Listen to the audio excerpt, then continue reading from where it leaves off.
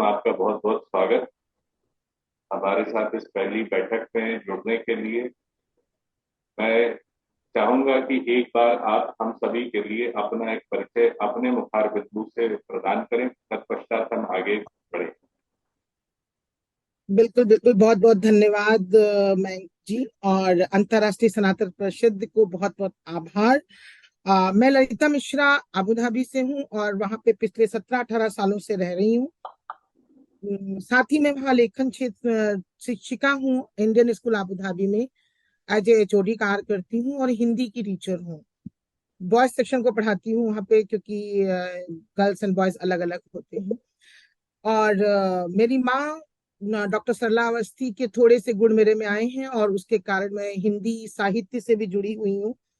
गद्य लिखती हूँ ज्यादातर, लेकिन पद्य की तरफ रुझान हुआ है तो आजकल कविताएं लिखती हूँ और मंचों पर सुनाती हूँ। साथ ही साथ अंतर्राष्ट्रीय काव्य मंच जो है, वहाँ हम लोगों का अबू धाबी काव्य मंच है, उसकी मैं अध्यक्षा हूँ। और भारत के विभिन्न जो आपके साहित्यिक मंच हैं उनके साथ जुड़ी हुई हूँ, जैसे साहित्योदय और मकाम महिला काव्य मंच, अंतर्राष्ट्रीय सप्त सृजन, तो सबकी मैं वहां पर प्रभारी हूँ। और मेरा सौभाग्य है कि मैं आपके साथ भी पिछले वर्ष जुड़ी थी और आज आपके साथ यहाँ तक पहुंची हूँ। इसका केवल और सिर्फ आपको बहुत बहुत धन्यवाद कि आपने मुझे अंतर्राष्ट्रीय सनातन परिषद से जोड़ा, जिसके कारण कहते ना कि अपनी हिंदी साहित्य बोले या कहें सनातन संस्कृत को और आगे बढ़ाया जा सके, अंतर्राष्ट्रीय स्थल पर ले जाया जा सके। और सर्वप्रथम मैं एक बार फिर से दो आपका पंक्तियों से अपनी बात कहूंगी। भारत की बात करते हैं, भारत के साथ करते हैं। मेरा परिचय यही है कि भारत की बात करते हैं, भारत के साथ करते हैं। हम भारत के प्रहरी हैं, बस बेहिसाब प्यार करते हैं। हम भारत के प्रहरी हैं, बस बेहिसाब प्यार करते हैं। बहुत बहुत धन्यवाद। अति उत्तम, अति उत्तम। माँ भारती के जितने भी बेटे बेटियां हैं, ये बड़ा गर्व अनुभूति होती है कि ये सभी दैदीप्यमान हो रहे हैं विश्व के विभिन्न पटलों पर। आज कोई भी शायद ऐसा क्षेत्र नहीं जहाँ भारतीयों ने माँ भारती का सर गर्व से ऊंचा न किया हो। और इसी क्रम को आगे बढ़ाते रहने के लिए अंतर्राष्ट्रीय सनातन परिषद की ये पहल रहती है कि जिस प्रकार से सनातन संस्कृति का मूल मंत्र है वसुधैव कुटुंबकम, इसी तरह से संपूर्ण विश्व को अंतर्राष्ट्रीय सनातन परिषद विश्व के सबसे पुराने प्राचीनतम सांस्कृतिक धरोहर सनातन धर्म और भारत माँ भारती के विभिन्न पहलुओं से अवगत कराता है। उसमें आप जैसे जो मैं कहूंगा कि माँ भारती की गोद में पलने वाले वो हीरे जो आज अपनी चमक से सारे विश्व को आभासमान कर रहे हैं, सुशोभित कर रहे हैं, तो ये बड़ा सौभाग्य है।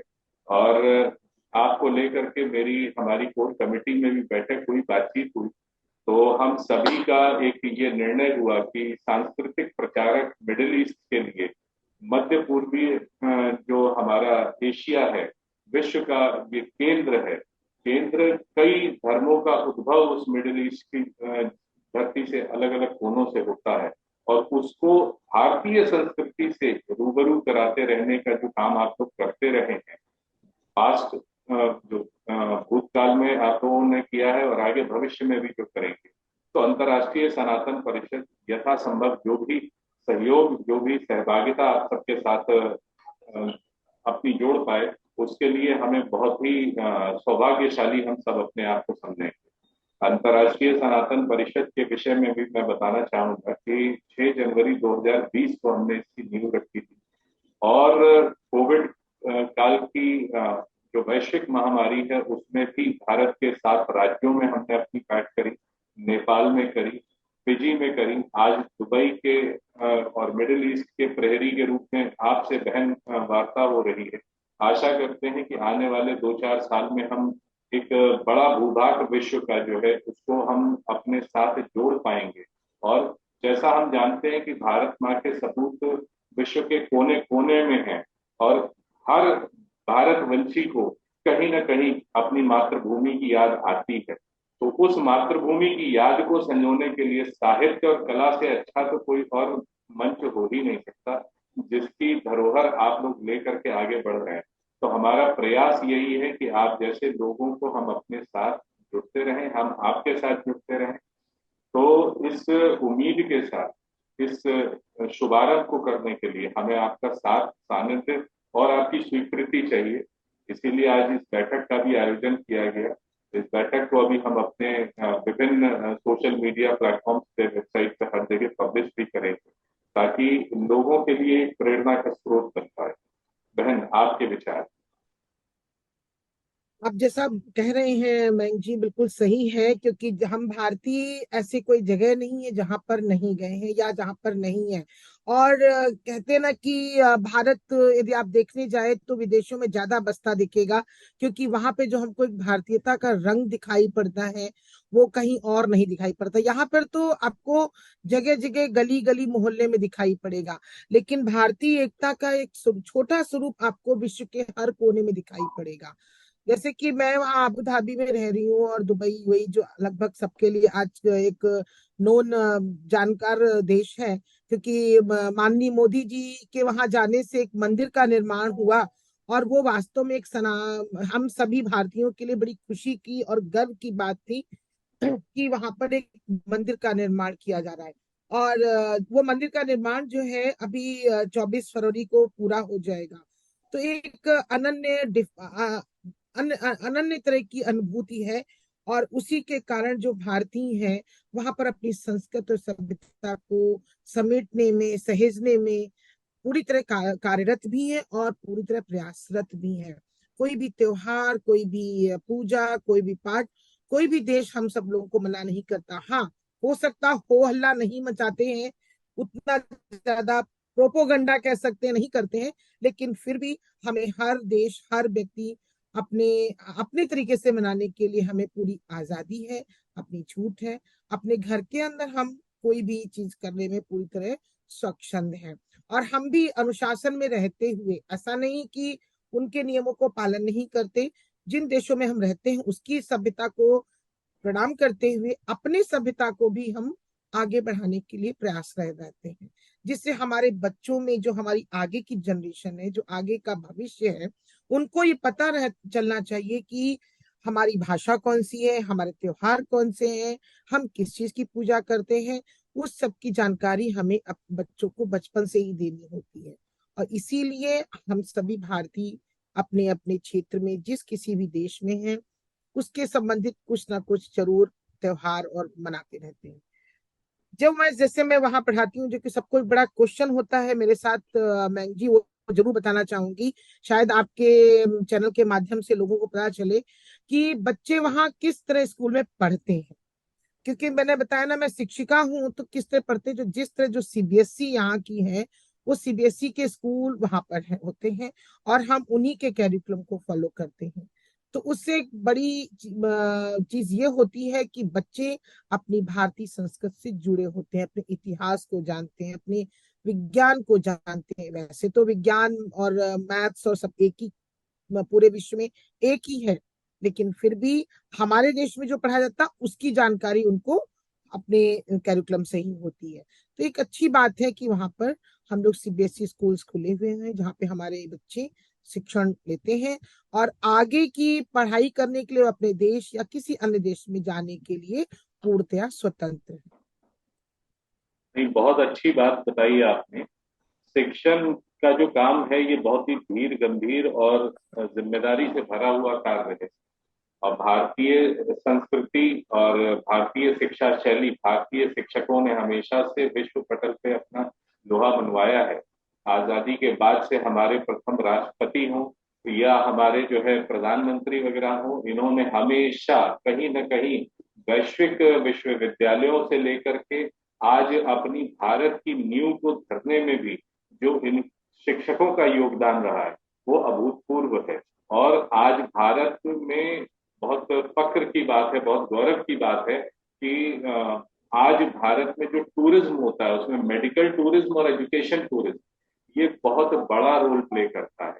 मिडिल ईस्ट हो, अफ्रीकन कॉन्टिनेंट हो या और भी छोटे छोटे देश हो विश्व भर के, वहां के लोग यहाँ पे सस्ती लेकिन उच्च गुणवत्ता वाली जो शिक्षा है, हायर स्टडीज बेसिक स्टडीज, उन सभी के लिए एक हिसाब से दीवानगी देखते हैं हम।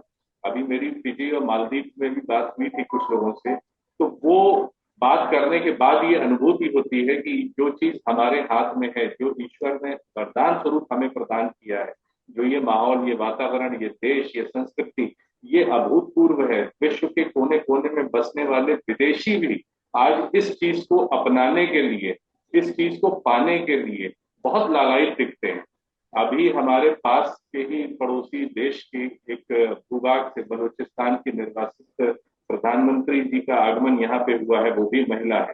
उनका भी यही कहना था हमारी बातचीत में, उन्होंने भी इस बात को इंगित किया कि आप भारतीयों को ये बहुत बड़ा सौभाग्य प्रदान है कि आपके यहाँ जो संस्कृति है, जो सबको खुल के जीने की एक आजादी है, जो अपने विचारों को मंच पे रखने की आजादी है, जो लोगों को स्वीकार करने की आजादी है, वो शायद विश्व में और कहीं नहीं।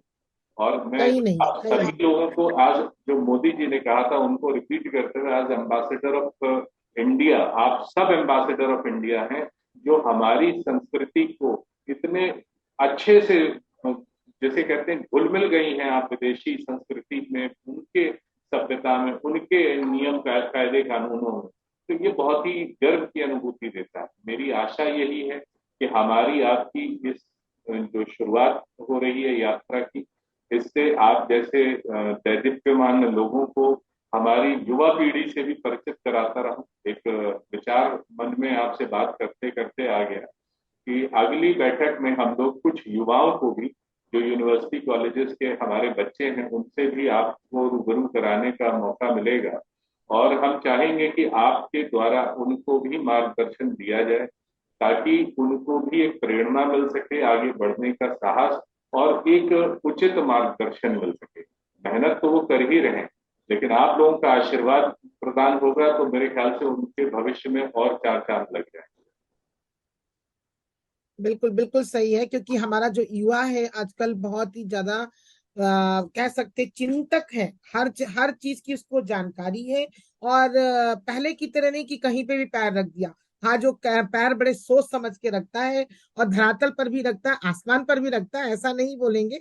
लेकिन फिर भी वो कोशिश ये करता है कि वो जहाँ कहीं भी अपने पैर रखे वहां पर वो पूरी प्रयास करता है कि वो अपनी एक अच्छे लक्ष्य को पा सके। तो युवा का जागरूक तो हुआ है काफी ज्यादा, लेकिन ये है कि सही मार्गदर्शन के द्वारा वो और अच्छी तरीके से अपने लक्ष्य को पा सकेगा।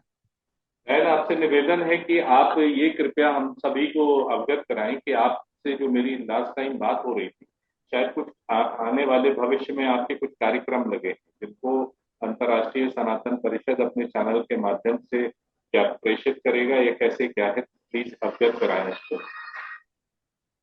एक्चुअली हम मेरा एक प्रयास है कि मैं एक बड़ा सा अच्छा सा एक कवि सम्मेलन कहिए या विचार धारक मतलब साहित्यकारों का सम्मेलन करने का मेरा प्रयास है, जिसमें प्रयासरत भी हूँ। और हमारे वहाँ की जो एम्बेसी लोग वाले भी हैं, भारतीय दूतावास के जो माननीय लोग हैं, वो मेरे में सहायक भी रहते हैं। लेकिन अब मैं चाहती हूँ कि आपके द्वारा ये या तो लखनऊ में या फिर बाहर कहीं पर भी इस तरह का कोई ऐसा कार्यक्रम किया जाए जहाँ पे साहित्यिक सम्मेलन की जैसी कुछ हो, कि जो अपनी भाषा, अपने जो आज की विधाएं हैं हिंदी साहित्य की, उससे युवाओं को जानकारी मिले कि वो उस तरफ कैसे प्रेरणा स्रोत बने। ऐसा कुछ करने का मेरा विचार है, प्रयासरत हूँ। कितना सफलता मिलेगी वो तो ऊपर वाला जानता है, लेकिन मेरा प्रयास जरूर है मैं कुछ ऐसा कार्यक्रम करूं। अति उत्तम। और इसीलिए मैं चाहूंगी कि आप अपना भी सहयोग हमें दें, तो आगे जो हमारे युवा लोग हैं उनका जो एक साहित्य के प्रति रुझान है वो भी थोड़ा और अच्छा लगेगा। उनको देखेंगे कि हाँ, हिंदी साहित्य कितना ज्यादा समृद्धशील है। निश्चित निश्चित बहन, एक बहन और एक भाई के नाते से भी, और एक भारतवंशी होने के नाते भी, हम सभी का सौभाग्य होगा कि मिल करके इस क्षेत्र में काम करें। आपके अगले आगमन पे, भारत जब भी आपका आगमन हो, आप सूचित करें, और हमारे प्रयास ये रहेंगे कि आपके साथ कोऑर्डिनेट करते हुए आपके अगले आगमन पे हम एक छोटा कार्यक्रम जरूर करें। और इसके अनुभवों के बाद फिर हम इसको एक हर क्वार्टर या हाफ ईयरली एक मोमेंटम बना करके रेगुलर बेसिस पे ये कार्यक्रम करते रहे। लखनऊ से ही पहले प्रारंभ किया जाएगा, क्योंकि लखनऊ मूल जननी है हम लोगों की, मेरे संगठन की भी, आप भी जुड़ी रही हैं लखनऊ से, और यहाँ से पहला कदम बढ़ाते हैं, फिर उसके बाद दिल्ली और मुंबई को हम कैप्चर करेंगे, क्योंकि वो हमारी राष्ट्रीय राजधानी है और राष्ट्रीय आर्थिक राजधानी है। और तदुपरांत संपूर्ण भारत और संपूर्ण विश्व, जहां तक हम, आप जैसा आपने कहा, प्रभु इच्छा जो हरी इच्छा, जहां तक हम भाई बहन पहुंच पाए, तो बहुत नहीं नहीं, अच्छा। वो मेरा एक लक्ष्य भी है कि मैं चाहती हूँ कि साहित्यिक विचारधारा के लोग, सिर्फ हिंदी साहित्य नहीं, तरह तरह के बहुत साहित्य बहुत बड़ा है, वो सब एक मंच पर आकर के अपने विचारों का आदान प्रदान करें। वो प्रयासरत हूँ, वर्कआउट करने में लगी हुई हूँ, करना तो है, बस प्रभु की इच्छा जब हो जाएगी तो हो जाएगा। प्रभु की कृपा से हमारी आपकी भेंट हुई है, हम सब मिले हैं, तो कहीं ना कहीं प्रभु ने मंजिल भी कुछ ना कुछ नियत हमारी, कहते हैं ना, नियति मुकर्रर कर रखी होगी। तो चलते हैं, बिल्कुल बिल्कुल। चलना अपना काम है। और आपने समय दिया, आपसे भेंट हुई, बहुत अच्छा लगा, बहुत अच्छा अनुभव रहा। ईश्वर ने चाहा तो हम लोगों की भेंट अगली जब होगी तो हम लोग अपनी इस प्रयोजन को मूर्त रूप प्रदान करेंगे, और बाकी दूरभाष पे और विभिन्न साधनों से हम आप संपर्क में रहेंगे। धीरे धीरे संपूर्ण विश्व में माँ भारती की ख्याति, माँ भारती के जो सपूत हैं उनकी ख्याति, पहले यही हमारा ध्येय है। मेरी तरफ से आपको, नारी शक्ति को नमन, वंदन। माँ भारती की सच्ची पुत्री के नाते आपको पुनः, मैं ये तो नहीं कहूंगा कि आप अगली बार भारत आने पे, क्योंकि हम तो ये समझते ही नहीं कि आप भारत से जा रही हैं, बट ये है कि अपने काम है वो आपको निपटाने हैं, तो वो करते रहिए, और फिर हमारी आपकी जल्दी ही भेंट होगी। बिल्कुल बिल्कुल, जरूर बैठूंगी। बहुत बहुत धन्यवाद। और अंतर्राष्ट्रीय सनातन परिषद को भी मेरी तरफ से पुनः धन्यवाद। आपको भी धन्यवाद, जो आप इसके संचालक हैं। और ईश्वर से प्रार्थना रहेगी कि ये आप इसी तरह दिन दुनी रात चौगनी में उन्नति करते रहें।